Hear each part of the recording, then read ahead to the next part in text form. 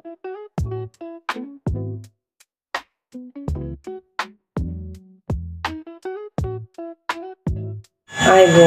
අද අපි රොටියක් කනගමු. ඔයගලන් අනුන විදිය හැමදාම අනුන විදිය නිසා පොඩි වෙනසකටත් එක්ක මම අනුන විදිය මට හිතුවා පෙන්වන්න ඕනේ කියලා. මෙතන මම පොල් බෑයක් විතර ගාගෙන තියෙනවා. ඒකට දැන් මම මෙන්න මේ හලාගත්ත පාන් පිටි ටික දාගන්නවා. අවශ්‍ය තරමට දාගන්න පොල් වල හැටියට. දැන් මම මේ පාන් පිටි ටික මේ පොල් වලට දාගත්තා.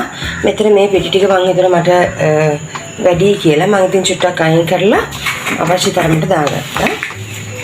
දාගෙන දැන් මම ඒකටත් අවශ්‍ය තරමට ලුණු දාගන්නවා.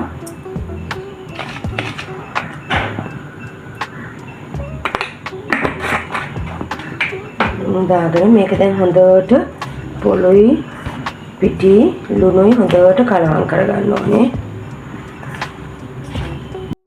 දැන් මම මේ විදිහට හොඳට පොළොයි පිටි ලුණුයි අනාගත්තා. අනාගෙන දැන් මම තේ හදපු වතුර මට ඉතුරුයි. තේ හදපු උණු වතුර එක මම ගාව තියෙනවා. උතුරලා ගත්ත වතුර එක තේ ටිකක් දීලා දැන් ටික වෙලාවක් ඒකෙන් මම උණු වතුර දාගන්නවා මේකට. දාගෙන ටික ටික අනාගන්නවා. දැන් මේ උණු වතුර එක මේ අල්ලන්න බැරි තරම් වුණොත් නැහැ. දැන් තේ බීලා ටික වෙලාවක් නිසා ඒක තරමකට නිවිලා තියෙන්නේ. උණු වතුර උනට අල්ලගන්න පුළුවන්. පස්සේ ඒකෙන් හොඳට මෙහෙම අපි රොටිය අනා ගන්නවා. වතුර තව චුට්ටක් අවශ්‍ය වුණා. ඒ වගේ ඔයගොල්ලොත් රොටිය අනන්න දන්නවනේ. ඒ වගේ වතුර අවශ්‍ය තරමට අර උණු වතුර තමයි දාලා අනාගන්නේ. ඊපස්සේ මේක හොඳට අනාගෙන එහෙනම් බෝලයක් කරගෙන ටිකක් වෙලා අපි අනා ගන්නවා. දැන් මේ හොඳට මම මේක අනාගත්තා උණු වතුර. ඊපස්සේ දැන් හොඳට මේක මේ ඔයාලට පේනදී හොඳට සොෆ්ට්. හරිද? ඊට පස්සේ අපිට අවශ්‍ය තරමට බෝල කඩා ගන්නවා. ඊපස්සේ අපි බෝල කඩාගෙන අතේ තෙල් චුට්ටක් ගාගමු. ඒ බෝල චුට්ටක් තෙල් චුට්ටක් ගහලා බෝල වලට මේ අපි තියාගමු පැත්තකින් ටික වෙලාවක් යනකම්. අපිට එවනකම් අපේ ලුණු මිරිස් එක හදා ගන්න පුළුවන්. මේ බෝල කඩලා තියෙන පැත්තකින්. ඔයගලන්ට අවශ්‍ය තරමට ලොකු බෝල නම් ලොකු, පොඩි නම් පොඩි. ඒ වගේ ඔයගලන්ට අවශ්‍ය තරමට කඩා ගන්න. දැන් මේ ආකාරයට හොඳට රොටිය අපි මේ තෙල් චුට්ටක් ගාලා අපේ තැටියට මෙහෙම රොටිය මෙහෙම තුනේ කරගන්න ඕනේ. ඔයගලන්ට අවශ්‍ය ඝනකමට. හැබැයි මම නම් ටිකක් තුනියට ගන්නෙ. මොකද එතකොට තමයි බිස්කට් එක වගේ හොඳට එන්නේ.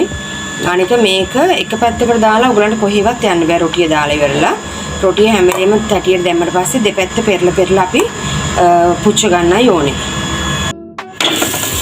අපි දැන් මේ ආකාරයෙන් රොටිය තැටියට දාගත්තා. දැන් කොහොම ගින්දර අඩුවෙන් තියලා රොටිය දෙපැත්ත පුච්ච ගන්න ලයිට් බ්‍රවුන් වෙනකන්. දැන් මෙහෙම මේ වගේ චුට්ටක් තැම්බිගෙන වගේ එනකොට මම මේ රොටිය අනිත් පැත්ත හැව ගන්නවා. දැන් මෙහෙම තියෙන රොටිය මේ වගේ හැම වෙලේම දෙපැත්ත දාලා පුච්ච ගමු අපි. මේ ආකාරයට මේ ඔයගලන්ට පේනවද? මෙහෙම දෙපැත්ත දාලා අපි හැම වෙලේම රොටිය පුච්ච ගන්නවා. දැන් මේ පැත්ත මෙහෙම තියෙද්දි මේ බලන්න අනිත් පැත්ත අර සමහරුන්ගේ රොටි දැක්කහම ආස නැහැ කළු වෙලා. කළු වුණාම රොටිය කන්න ආසත් නැහැ. මොකද රොටිය තැම්බිලට වඩා ඇතුළ මේ නිකන් පිටිපිච්චිලා වගේ විතරයි තියෙන්නේ. ඉතින් අපේ අම්මලාත් ඉස්සර ඔයක වැරද්ද කරනවා. ටක් ගාලා ලොකුවට ගින්දර දා ගන්නවා ලිපේ. ගින්දර දාලා වෙන දැන් මම මේක කරන්නේ සමහරලාට මෙතන වෙන වැඩක් කරන ගමන් ලිප තියෙන්නේ ඉතින් කොහොමද කුසියේ මේසවල් ළඟනේ එක්ක වෙන වැඩක් කරනවා. නැත්තම් මම කරන්නේ මේ රොටිය දාලා එතනම මගේ ලුණු මිරිස් ටික කොටා ගන්න මම ලෑස්ති කරගන්නවා. නැත්නම් රොටි අනලා ලුණු මිරිස් ටික කොටා ගන්නවා. ඉතින් ওই වගේ තමයි අපි මේ රොටි පුච්ච ගන්න ඕනේ. එතකොට තමයි රසට රොටියක් කන්න පුළුවන් වෙන්නේ. ඉතින් ඔයගලත් මේ විදිහට රොටි පුච්චලා බලන්න. මේක ඊටාත්ම ඔයගලන්ට වෙනසකටත් ඒ උණු වතුර නිසා පුච්චලා බලලා මටත් කමෙන්ට් කරන්න කොහොමද කියලා තිබුණේ. Thank you very much.